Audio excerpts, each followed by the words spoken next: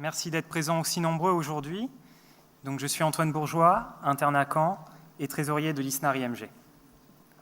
Voici donc le premier des flashs actualités qui se répéteront tout au long de la journée et tout au long du congrès sur différents thèmes afin de pouvoir vous donner des informations complémentaires sur l'actualité de votre formation. Nous avons décidé de réaliser ce premier flash actualité sur l'ISNAR IMG même parce que nous sommes conscients que c'est une structure qui peut paraître au premier abord lointaine et floue localement, et afin de pouvoir donner un cadre et une image à cette structure.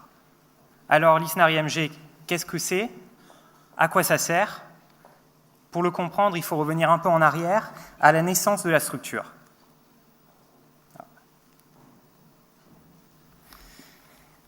En 1997, le Premier ministre d'alors, qui est Alain Juppé, dépose un vaste projet d'ordonnance.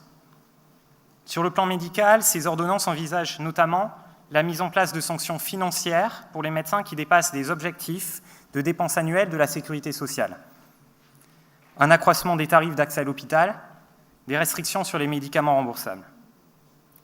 Il s'en est suivi une importante vague de contestation sociale, et notamment sur le plan médical.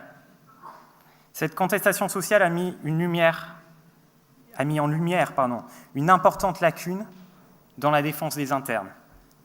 L'absence de voix commune à ce qui était à l'époque les résidents de médecine générale. Ainsi, ceci a motivé un premier regroupement de structures locales qui étaient Angers, Clermont-Ferrand, Lille, Lyon, Paris, Saint-Étienne et Tours, et qui ont créé l'ISNAR, Intersyndicale nationale des résidents. Les choses ont progressivement évolué. L'ISNAR est devenu ISNAR IMG en faveur du passage du résidanat à l'internat, et la structure compte aujourd'hui 21 villes adhérentes et près de 6 000 adhérents. Elle s'attache toujours à défendre l'ensemble des internes de médecine générale et leur formation. Ainsi, depuis 21 ans, l'ISNAR IMG a mené de nombreux combats au bénéfice des internes. Cette diapositive en illustre certains. L'obtention des stages ambulatoires chez le praticien en 1997, du repos de sécurité en 2001. En 2004, l'ISNAR IMG a accompagné la création des filières universitaires de médecine générale, puis a activement milité pour la possibilité de stages en surnombre obtenus en 2009. En 2017, c'est dans le cadre de la réforme du troisième cycle que l'ISNAR IMG a travaillé sur l'amélioration du suivi pédagogique de l'interne, notamment avec la mise en place de référents pédagogiques pour lesquels nous avons lutté activement, mais aussi sur l'accès des internes de médecine générale au plus grand nombre de formations spécialisées transversales possibles sur projet professionnel. Depuis 2017, l'ISNAR IMG est adhérente à la Fédération de soins primaires et un des gros dossiers sur lequel nous travaillons actuellement est l'interprofessionnalité, notamment. Cette diapositive, c'est le point fondamental de la structure ISNAR IMG. C'est son ADN. L'ISNAR IMG est fondé sur un modèle ascendant. Ainsi, les internes élisent leurs représentants syndicaux en structures locales qui sont en première ligne pour l'aide de proximité aux internes. 4 fois par an a lieu un conseil d'administration de la structure nationale auquel sont conviés un ou plusieurs représentants de chaque structure locale. Pendant ces conseils d'administration sont votés les éléments défendus par l'ISNAR IMG auprès des instances nationales, comme le ministère ou le Conseil national de l'Ordre des médecins, par exemple. L'ISNAR IMG a été fondé par une réunion de structures et travaille pour ces structures. Toutes les positions défendues par l'ISNAR IMG ont été votées par les structures adhérentes.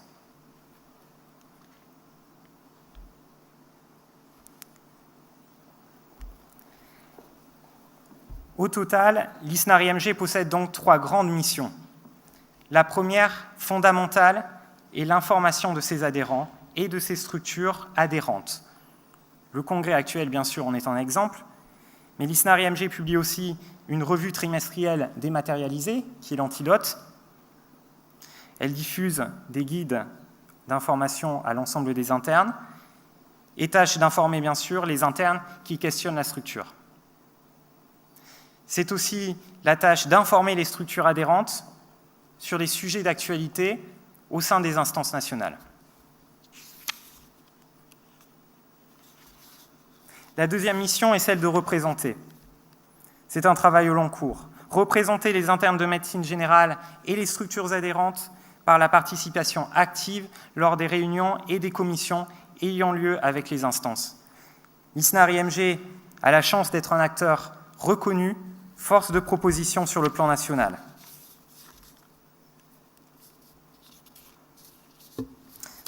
D'autre part, bien sûr, nous sommes amenés à défendre au quotidien les positions adoptées par nos administrateurs et par les villes adhérentes, les expliquer auprès des instances dans une démarche constructive.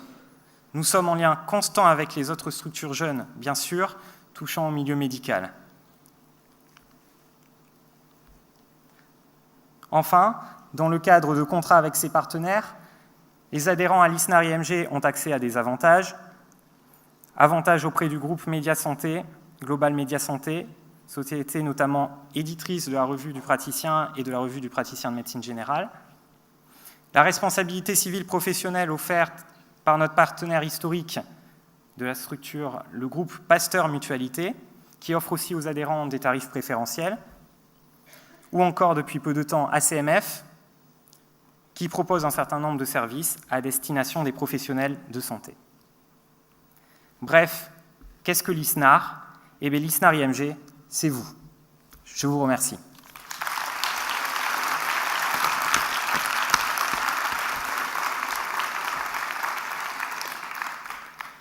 Est-ce que vous avez des questions ?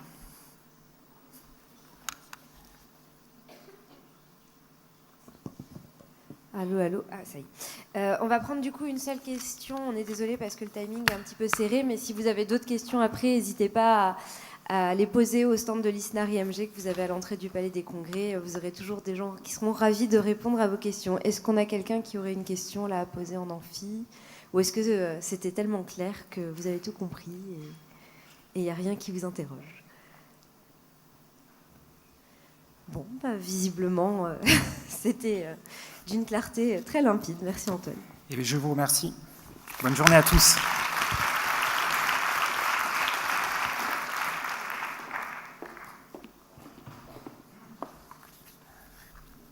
Alors on va pouvoir passer à la deuxième partie du Flash Actualité. Nous l'avons dédié à la prévention des risques psychosociaux. On l'a abordé un petit peu pendant les ouvertures. C'est un sujet plus que jamais d'actualité. Et avant de commencer, je tiens à vous préciser que vous pourrez consulter 2 posters qu'on a réalisés spécialement pour l'occasion, qui sont près du stand de l'ISNAR-IMG et qui détaillent un peu plus, qui rentrent un peu plus dans les détails des différentes diapos. Alors, les soignants sont soumis à des risques psychosociaux, on le dit, on le sait, mais qu'entend-on par là ? On les définit, ces risques psychosociaux, comme des contraintes professionnelles susceptibles de dégrader l'état de santé psychique d'un individu. Cette atteinte psychique peut entraîner une maladie mentale et ou physique et avoir des conséquences professionnelles et sociales. L'exposition à ces situations de travail peut être responsable par la suite d'apparition de troubles anxio-dépressifs, voire d'épuisement professionnel, qu'on appelle aussi communément le burn-out. Ce burn-out, il peut entraîner une diminution de la qualité des soins et ainsi favoriser l'augmentation du risque d'erreur médicale. De plus, il favorise les conduites addictives ainsi que la dépression et augmente le risque de suicide. Alors c'est dans ce contexte que l'ensemble des structures représentatives des jeunes et futurs médecins, l'ISNI, Intersyndicale nationale des internes, l'ANEMF, l'Association nationale des étudiants en médecine de France, l'INSCA, l'intersyndicat national des chefs de clinique et assistants, et nous-mêmes, l'ISNAR-IMG, avons réalisé en 2017 une grande enquête nationale sur la santé mentale des jeunes et futurs médecins.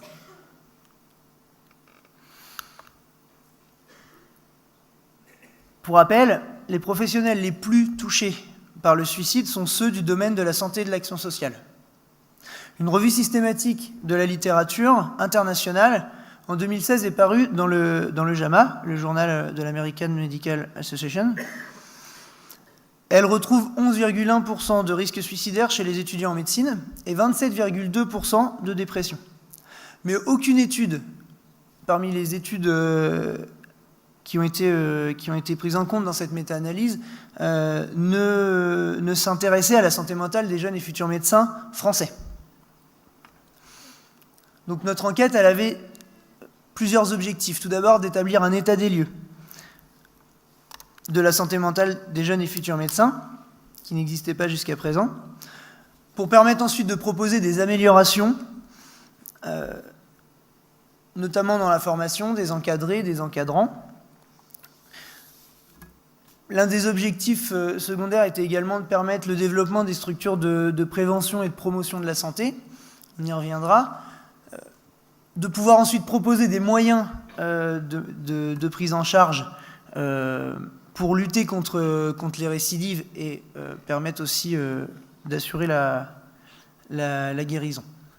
Cette lutte contre les risques psychosociaux, c'est une lutte qui est ambitieuse mais nécessaire. Le système de santé français a plus que jamais besoin de professionnels aptes à répondre aux défis de demain.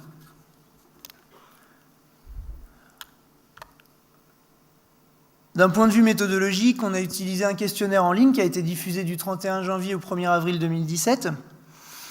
On a diffusé ce questionnaire par plusieurs relais.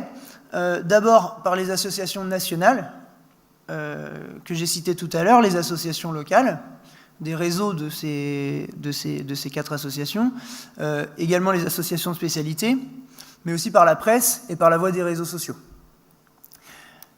Et pour évaluer la dépression et l'anxiété dans la population étudiée, nous avons utilisé une échelle qui est validée sur le plan international, qui est l'échelle HADS. 21 768 jeunes et futurs médecins ont répondu complètement au questionnaire. Je ne vous fais pas le détail de la répartition dans les différentes sous-populations, mais cela témoigne d'une réelle implication de cette population face à cette question de la souffrance au travail. Et le constat est alarmant. 66,2% des répondants, soit environ les 2/3, présenteraient une symptomatologie anxieuse. Dans la population générale, c'est presque 3 fois moins, puisqu'on est à 26,1% selon les chiffres de l'INPES et de l'INVS. D'autre part, l'enquête nous a permis de mettre en évidence un certain nombre de facteurs de risque d'une part et de facteurs protecteurs de l'autre part. De manière assez intuitive, on retrouve l'insuffisance d'encadrement ressenti, l'absence de soutien des supérieurs hiérarchiques, un excès de fatigue ou encore l'absence de soutien par ses pairs comme facteur de risque de symptomatologie anxieuse. En revanche, avoir bénéficié d'une visite dans un service de santé au travail dans l'année qui précédait la réponse au questionnaire ou l'existence de temps d'échange dédiés dans les services pour libérer la parole ou le fait de ressentir vraiment un soutien de ses pairs ou de bénéficier de ressources matérielles suffisantes pour exercer ses fonctions sont autant de facteurs protecteurs. De la même façon, 27,7% des répondants, soit presque 1 sur 3, présenteraient une symptomatologie dépressive quand nous en observons 10,1% seulement, dans la population générale. Là encore, les facteurs de risque les plus marqués sont la fatigue ou la présence de violences psychologiques. En revanche, le soutien des pairs ou le soutien des supérieurs hiérarchiques apparaît là une nouvelle fois comme des facteurs protecteurs de la symptomatologie dépressive. Le troisième constat sur lequel je souhaitais appuyer aujourd'hui, c'était le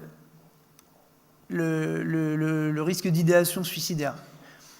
En effet, 23,7% des répondants ont déclaré avoir déjà eu des idées suicidaires. Parmi eux, 3,4% avaient déjà réalisé une tentative de suicide. En termes d'idéation suicidaire, on est entre 2,6 et 4% chez les 20 à 34 ans, qui est la tranche d'âge qui, dans la population générale, correspond à peu près à notre cible.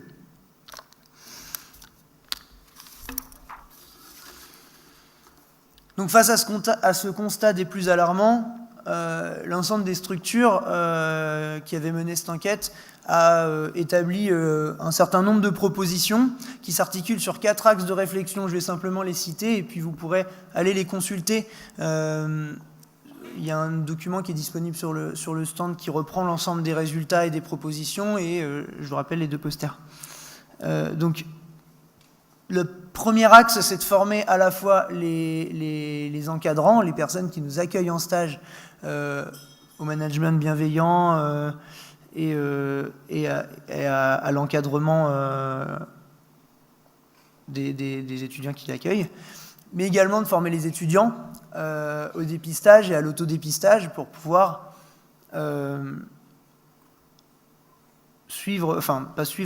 pouvoir repérer les signes d'alerte qui sont difficiles à repérer et que soi-même on a du mal à mettre en évidence.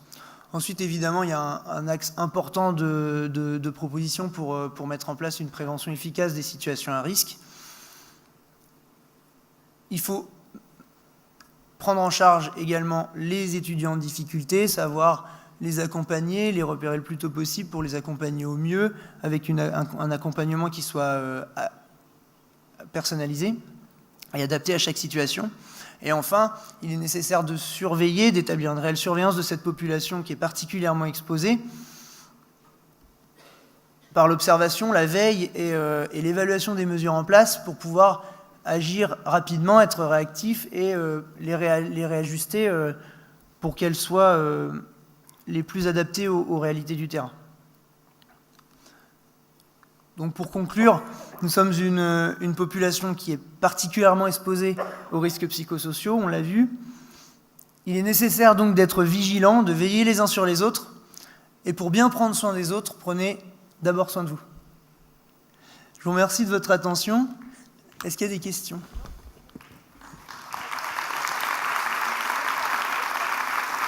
Okay. Du coup, je suis désolé, on me fait signe qu'au niveau timing, on n'a pas le temps pour prendre les questions. Donc n'hésitez pas à venir nous les poser directement. Il y aura également un atelier qui est prévu sur la souffrance au travail dans la journée où, si vous aviez la chance d'y participer, vous pourrez poser l'ensemble de vos questions. La problématique sera un peu plus approfondie.